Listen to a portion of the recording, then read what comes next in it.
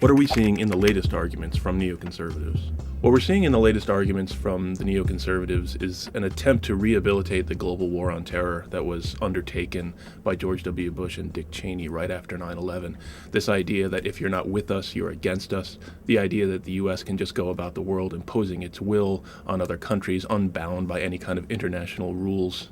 And this, even George W. Bush himself had moved away from these ideas toward the end of his administration, understanding how disastrous they had been for U.S. security. The war in Iraq is the most important and obvious example. The effects on U.S. security of that war have been terrible, and we're going to be dealing with them for decades to come. But they're going after President Obama now, claiming that he's not fighting the war as he should. He's not approaching this as a war. And this is wrong in a couple of ways. First of all, President Obama has taken the war to the terrorists where they actually are, in the Afghanistan-Pakistan border area where al-Qaeda continues to be held up. The strikes on terrorist leadership, there have been more of those than there were in the entire Bush administration.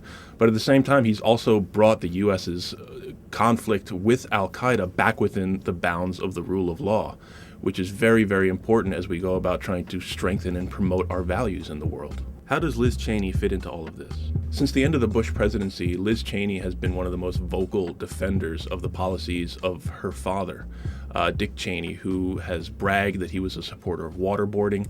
He's someone who really exemplifies the essence of the global war on terror, the idea that the U.S. can just go about the world unbound by any sorts of rules and do whatever it wants in declaring a national security emergency. Liz Cheney has drawn closer to the neoconservatives. She and Bill Kristol have founded Keep America Safe, an organization that continually attacks the Obama administration and tries to scare the American people into believing Osama bin Laden is hiding under their bed.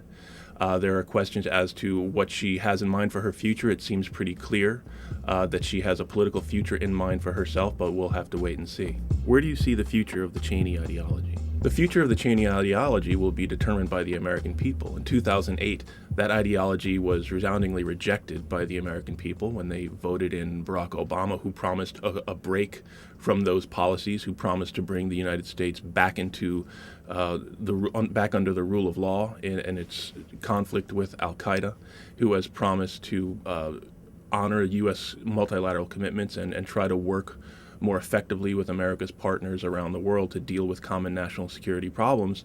However, it's clear that Liz Cheney, Dick Cheney, Bill Kristol, and other elements of the neoconservative faction are continuing to try to win this argument, this political argument, by scaring the American people, by making false arguments against the Obama administration. So the question is whether the American people will buy it.